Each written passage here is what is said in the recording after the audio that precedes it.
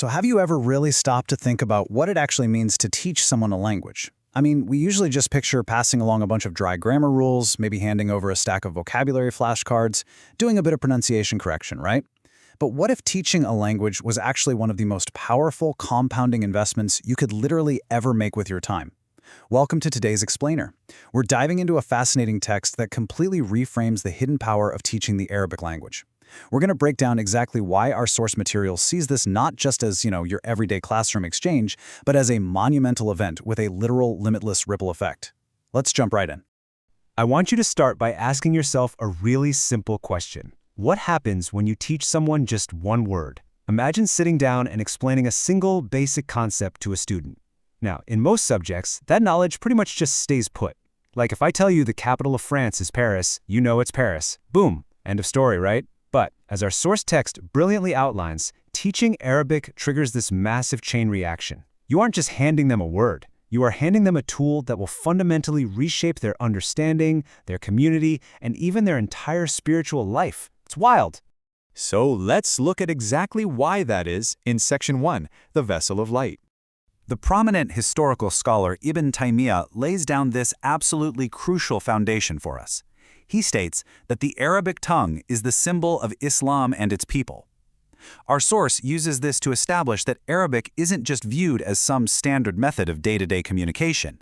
No, according to the text, it was specifically chosen as a vessel to carry light, guidance, and the message of the Qur'an to all of humanity.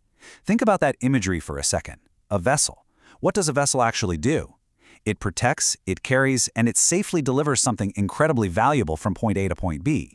When you teach someone Arabic, you aren't just giving them syntax rules, you're handing them this beautifully designed vessel. You're giving them the cultural and spiritual identity of an entire global faith.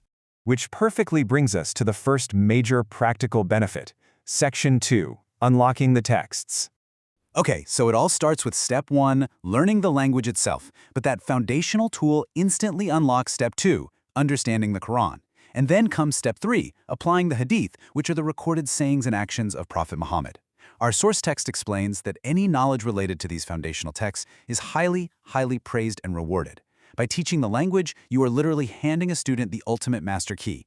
They don't have to rely on translations anymore. They don't have to wait around for some middleman to interpret things for them. You've empowered them to read, memorize, and truly own their understanding of the original source material. You've essentially opened a door for them that can never be closed, giving them direct, unfiltered access to their faith. But the thing is, the impact absolutely doesn't stop with just one single student. Let's move outward to Section 3, the cultural ripple effect. Our source points out something that's just incredible. It says teaching Arabic is a direct cause for spreading Islamic sciences and culture to all of humanity. Because a true, deep understanding of the faith relies completely on understanding Arabic, the teacher is effectively laying down the infrastructure for global outreach. Imagine a teacher sitting in a quiet little room, just helping one person figure out their pronunciation. That teacher is actually laying the groundwork for a massive global connection. Without the teacher, well, the knowledge stays locked inside that little room. But with them, it spreads outward like wildfire. And we can see exactly how that spread happens when we look at the cascading benefits here. First, the student learns the language and reads the original sources. But here's where the magic really happens. That student then mentally and verbally translates those profound concepts back into their native culture and their native tongue, whether that's English, Japanese, Spanish, whatever it might be. Because of this, their entire surrounding community learns and benefits. What started as just a simple grammar lesson between two people has now transformed into a solid bridge connecting entirely different cultures. The source text highlights that this isn't just basic education, it's an active, vibrant form of global outreach. And the teacher? Well, the teacher is the catalyst making the whole shebang possible. Now get ready for what might just be the most mind-blowing part of this source material. Section 4, the ultimate shared reward. Our text outlines what we can basically call spiritual compound interest. Let's think about the student for a second.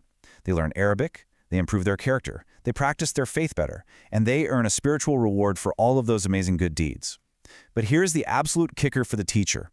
The teacher gets exactly the same amount of reward, 100% of the credit, and it doesn't diminish the student's reward by even a single fraction. It's like an investment that just pays dividends forever and ever. Every single time that student uses what they learned to do something good, the teacher benefits. Imagine teaching 50 students over a lifetime and getting to share in the positive impact of every single one of their good deeds for decades to come. I mean, the math is just staggering. The source text anchors this superpower of teaching with a really famous quote from the Hadith collection, Sahih Muslim. It states, "Whoever guides to goodness has a reward similar to that of its doer." This right here is the core principle. Teaching Arabic isn't just some dry academic exercise, it is the ultimate act of guiding someone to goodness. By equipping someone with the language, you are facilitating a lifetime of positive actions, and you get to share in the legacy of every single one of them. How amazing is that? Now, with all these incredible benefits laid out, the text forces us to look at the flip side. Section 5. Don't hold back. The text directly addresses a pretty sharp, serious question. What if someone asks you to teach them Arabic, and you just flat out refuse? You don't have a valid excuse, you aren't wrapped up in some emergency, you just say no. What are the actual stakes of withholding this knowledge? Well, the costs outlined here are steep.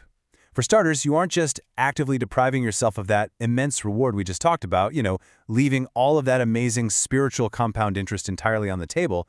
You're also falling short in your duty to the community. When you have the ability to help someone access their faith and you choose not to, you are stopping that beautiful ripple effect dead in its tracks. And perhaps most sharply, the source points out that by refusing, you are voluntarily choosing to just sit with the inactive.